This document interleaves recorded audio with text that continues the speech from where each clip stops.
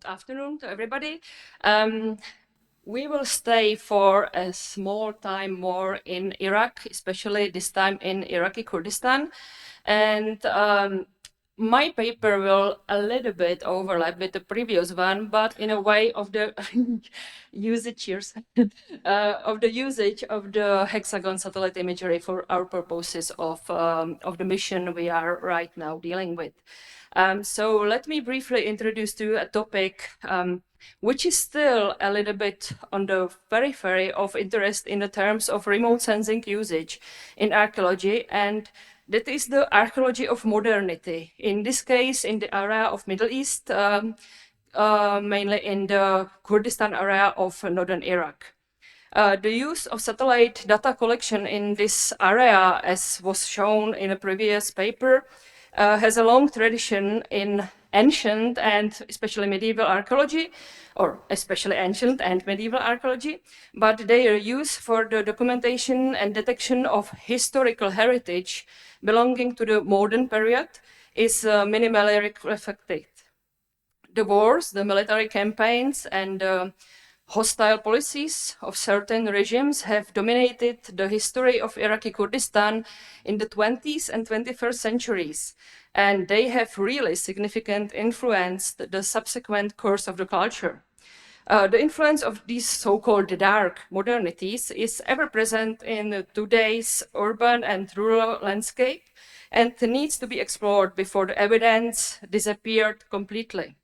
Since the last year, we have been working on an archaeological project, which is hidden under the big project of landscape archaeology, starting since 2022.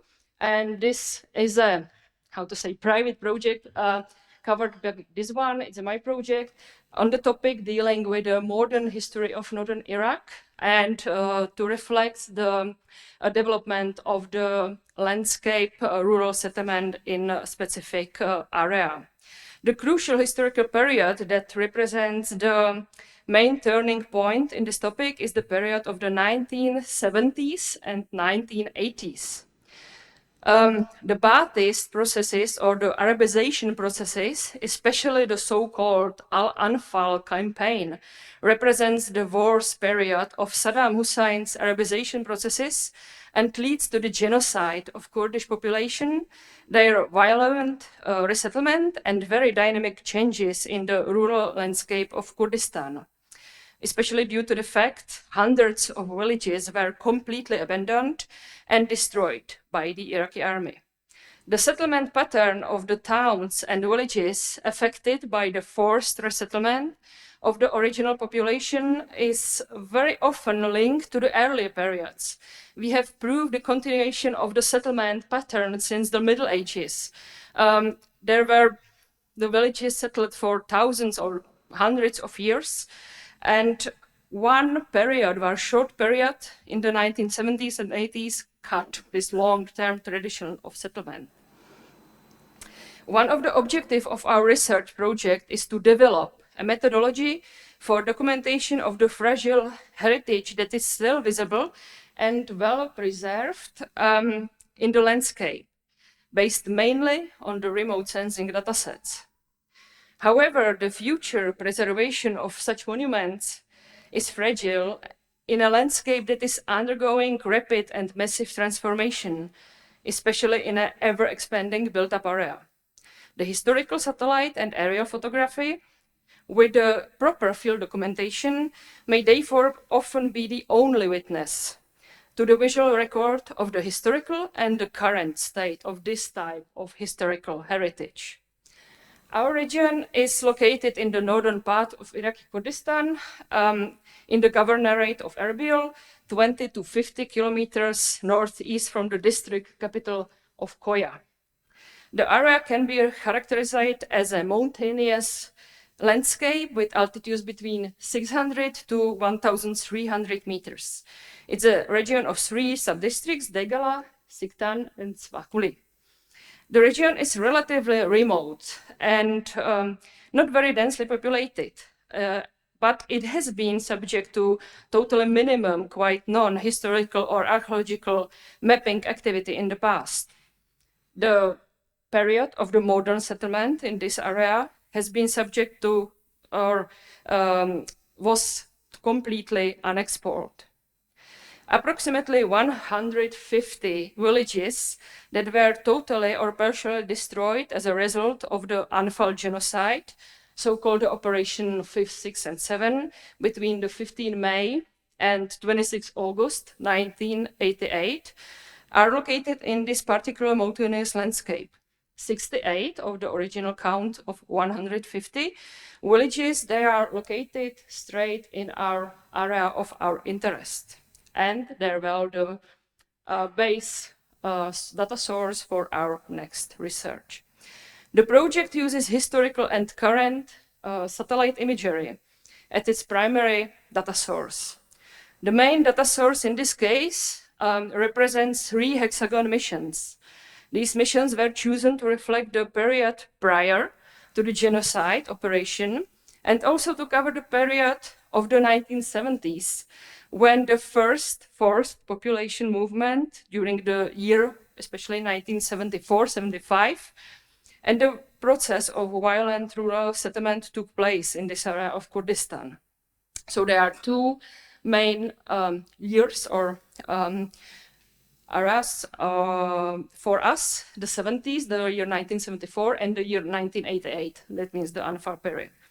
The images were used coming from the year 1972, 1975, 1982, and the current appearance of the villages was assessed during freely available satellite imagery mosaics through the VMS layers of the Bing maps or the Microsoft Maps coming from the year 2019. Acquiring historical topograph sources in the Iraqi region to get some topographic maps as a base layer for our project is a complex process. It's really not easy to access any kind of topographic layers, especially in the context of a sensitive period such as an Anfal genocide. The US Army maps printed in 1943 were selected as the primary cartographic source. It reflects the landscape before the genocide in 70s and 80s, followed by the American maps published in 2003, but they are based on the situation coming from the 1994. That means just after, a couple years after the Anfal genocide. The methodology of the project, it consists from several phases.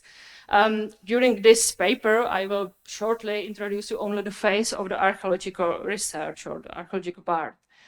The first step of the analysis was the spatial identification of the villages demolished in the 1970s and 80s. The locating the villages is itself a very challenging and lengthy process. Official list of villages attacked in Al-Anfal and during earlier attacks have not been published or declassified or accessible. And disappeared villages cannot be located automatically.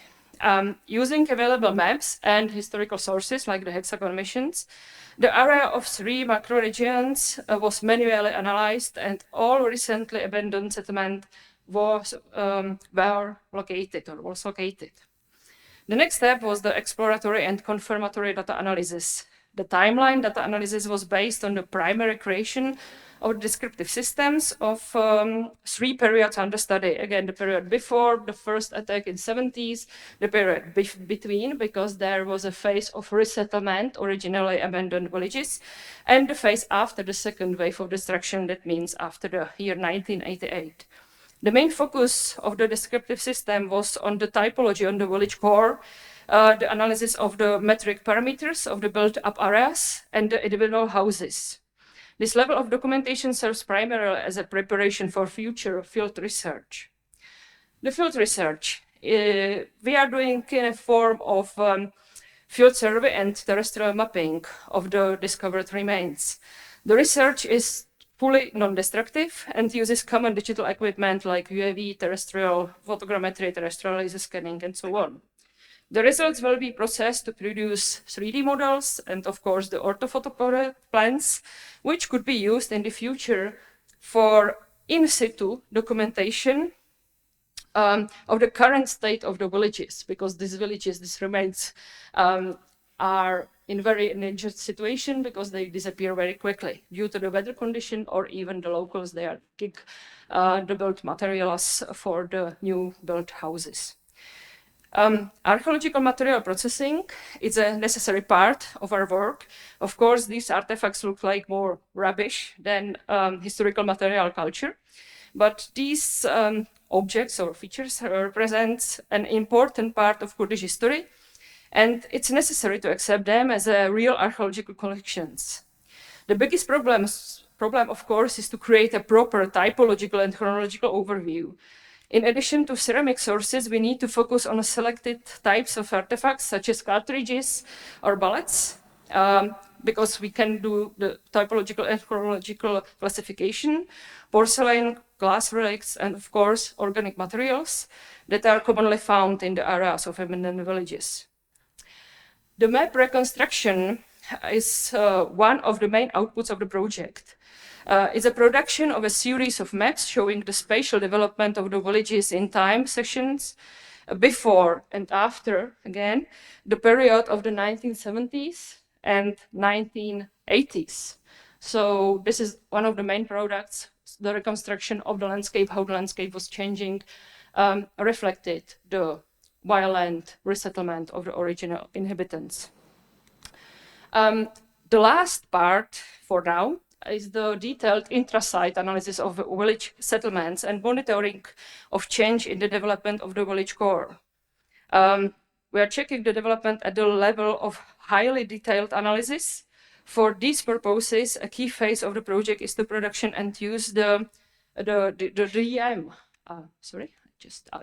Is the production of the DEM, which is not very easy to access or to get for the area like Iraq. The only possible DEM which is freely available in a best resolution is the 12.5 meter resolution allospatial DEM, which is for the detailed intra-site analysis of the village's core unsuitable.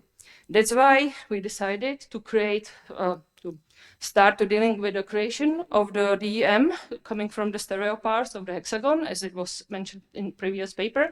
And right now we have some already results. The problem is that we have to find the most suitable stereo par that captures our area in the selected villages ideally in the ideal position of the center of the image. That means the most vertical position to reduce panoramic distortion caused by the oblique view.